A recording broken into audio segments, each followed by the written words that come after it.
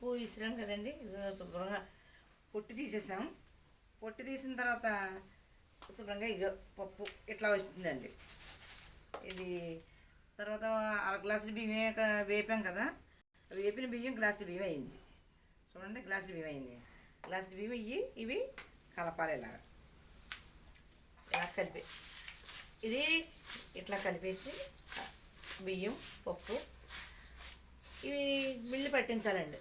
బాగా కొద్దిగా మెరుగుగా మిల్లి పట్టిస్తే బాగుంటుంది. ఇది ఇలా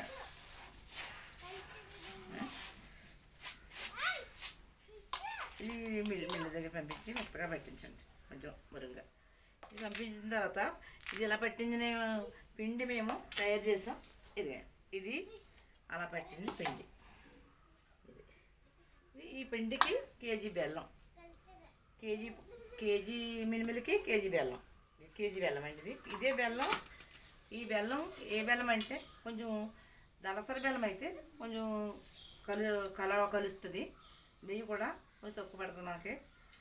అందుకు ఈ బెల్లం తీసుకోవాలండి, కేజీ బెల్లం. ఈ బెల్లం తీసుకుంటే బాగుంటుంది. ఇదే బెల్లం మేము మళ్ళీ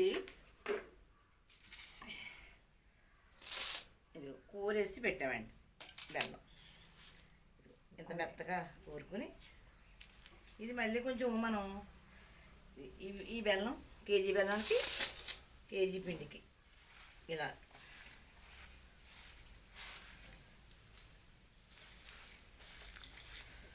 తర్వాత కొంచెం తీసుకున్నా మనకి తీపి సరిపోయినంత తీసుకోవటం అండి. లేకపోతే కేజీ బెల్లం కేజీ పడుతుంది, మేము కొంచెం ఎక్కువ వేస్తుంది. తీపి తక్కువ తినేవారు కొంచెం తక్కువ వేసుకోవచ్చు.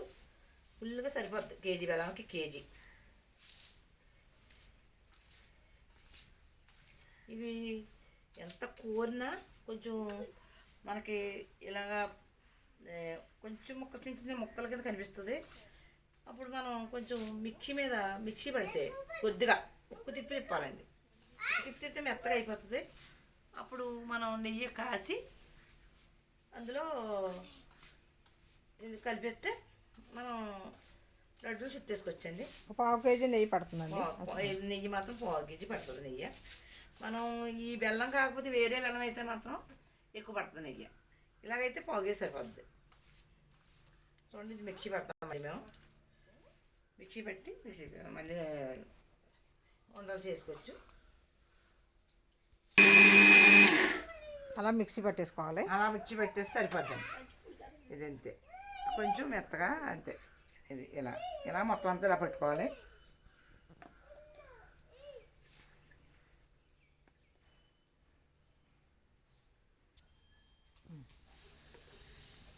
కలిపి నెయ్యి కలిపి ఇది బెల్లం కొంచెం మిక్సీ పెట్టి మొత్తం ఇదిగో ఇలా మెత్తగా అవుతుందండి. మిక్సీ పెట్టిన తర్వాత కొంచెం బాగా మెత్తగా అవుతుంది.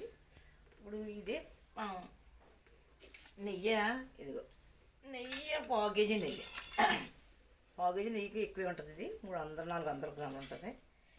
ఇది కలుపుతూ ఉంటాను. ఇది ఎలా ఇది వేడిది మనకి ఎంత సరిపోతుందో అంతా కలుపుకోండి.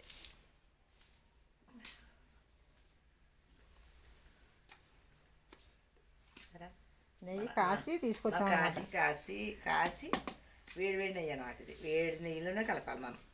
చల్లారిపోతే మళ్ళీ మనకు ఉండ సరిగ్గా అవ్వదు. ఇది గేదె నెయ్యి అయితే చాలా బాగుంటుందండి. గేదె నెయ్యి మాత్రం మీరు ఎక్కడైనా దొరికితే గేదె నెయ్యి కలుపుకోండి. మనం కొట్టు మీద నెయ్యి కొంచెం తేడాగానే ఉంటుంది కొంచెం. ఇది మేము గేదె నెయ్యే దొరికింది, మాకు గేదె నెయ్యి కలుపుతున్నాం.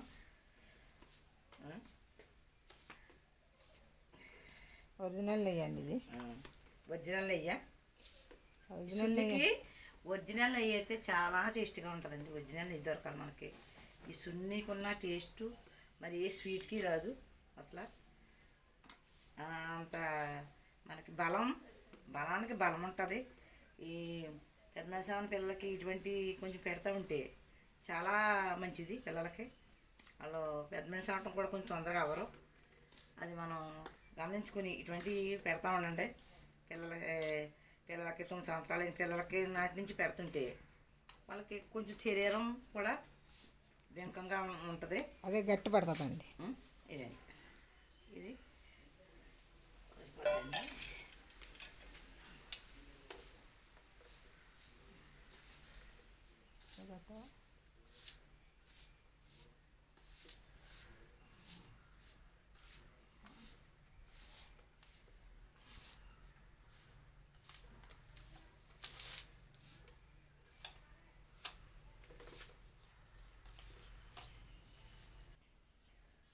చూడండి అలా నొక్కుకోవాలి ఉండలో.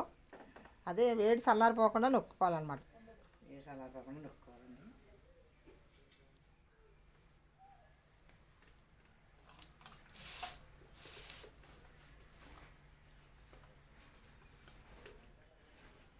ఇలాగే చేసుకోండి. ఇలాగే మెత్తగా చూడండి ఒకసారి బాగా ఉందో.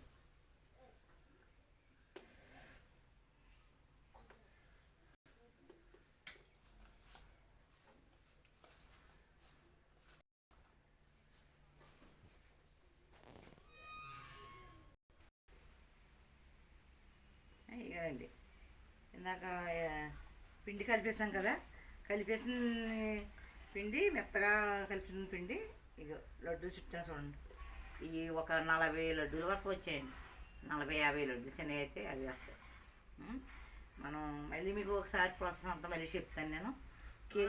కేజీ మినువులు, ఒక 200-150 గ్రాముల బియ్యం. మీకు అలా చెప్తే మీకు అర్థమవుతుంది. 150 గ్రాముల బియ్యం, 1/4 కేజీ నెయ్యి, కేజీ బెల్లం. ఈ ప్రాసెస్ ఇదంతా మీ ప్రాసెస్ అంతా చెప్పాను.